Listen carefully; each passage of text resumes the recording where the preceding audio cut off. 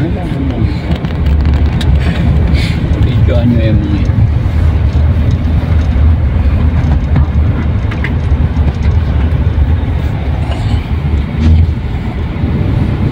Ay mga kababayan, nakita nyo kung gaano karami, gaano kakapal yung putik. Ito yung iniwanan ng bagyong Christine mga kababayan. Gaano kaya kahirap ang dinanas ng ating mga kababayan dito sa Batangas, Lemery, Batangas.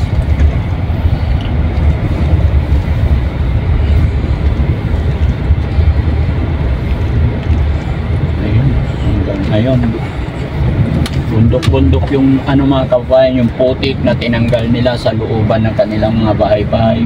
Kaliwat kanan, ang daming kahoy na mga inanot ng baha.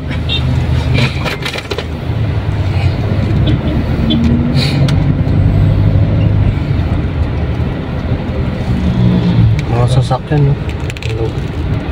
Ayan, yun mo, grabe talaga mga kababayan. Yung mga putik na yan, yung nakaumbok na yan is galing yan sa looban ng kanilang mga bahay. Hanggang ngayon kita nyo si kuya naghahakot ng putik pa labas.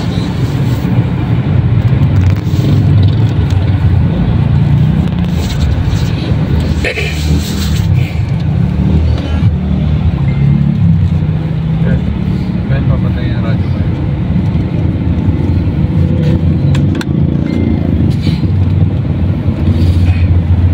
Ayun, grabe ang putik, no? Tingnan mo ang kapal ng putik talaga. Nabubukas yung radyo. Parang mas, ha? Nabubukas.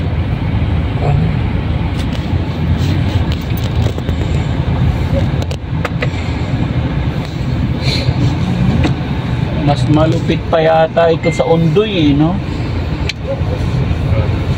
First time ito nangyari dito. Oo, tingnan mo gaano karami yung putik. Yung mga sasakyan talagang nalunod din, yung mga hindi na nailikas. Tulad niya. Ang biyos, Nalunod na yan. Hindi na nakaalis eh. Tsaka binuhat na ng tubig, no?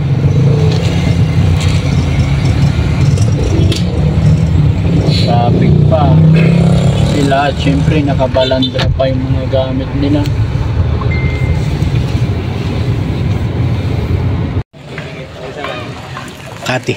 Makati.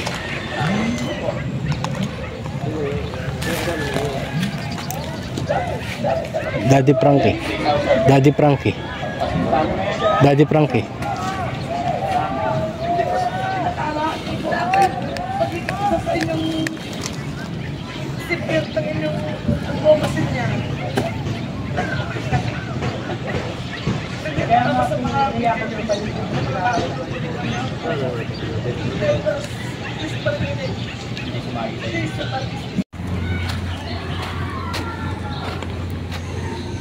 Grabe tong bahay, mga kababayan, kalahati na lang.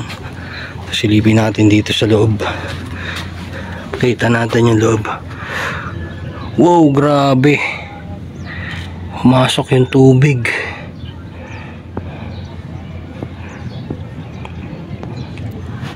Siguro kwarto to. Grabe, sobra. Ito yung garahe nila.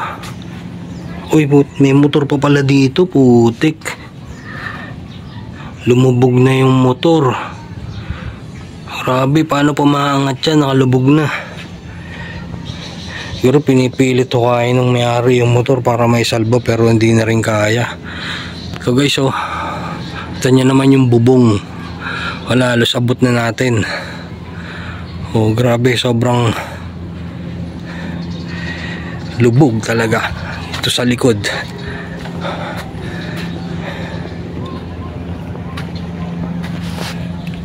Kalahati na lang yung tangke ng tubig.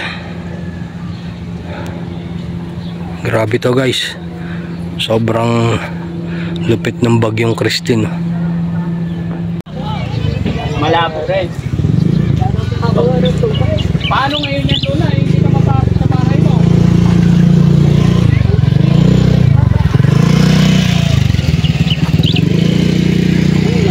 Okay, yung mga gamit mo. Dito, pasukan. Pero hindi makapasok.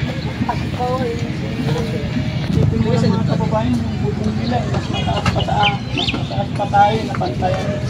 Yung tig na matabong yung bubong nila. Sabi ko, pinagsa ko hindi nakakakong baka.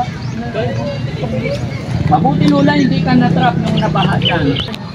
Tignan mo po, kung itinakas mo yung mga gamit mo, saan mo naman ilalagay lahat ng paligid natin? Pwede ba tayo pumasok niyan sa loob, Lola? Saan? Tignan natin. Hindi na, ipit na. Dagdagan na Lola mula.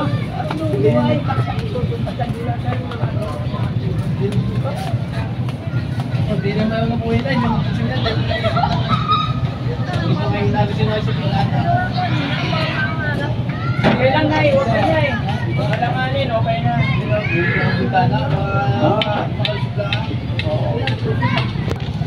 Wala, ali nga. Tignan natin. Yung mataas na po mga kababayan. Ayan. Ingat Lola.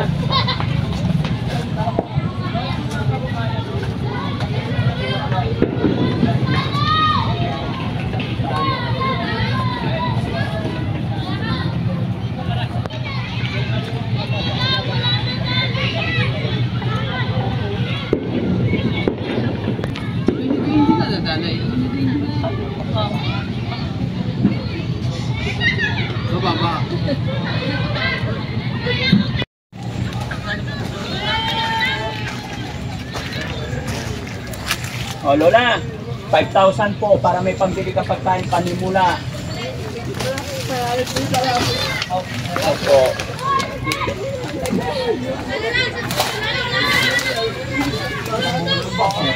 Pagpasisaan mo na yan Lola. Huwag mo nang isipin yan. Hayaan mo, ganun talaga ang buhay. Baka mapaano ka pa eh. No?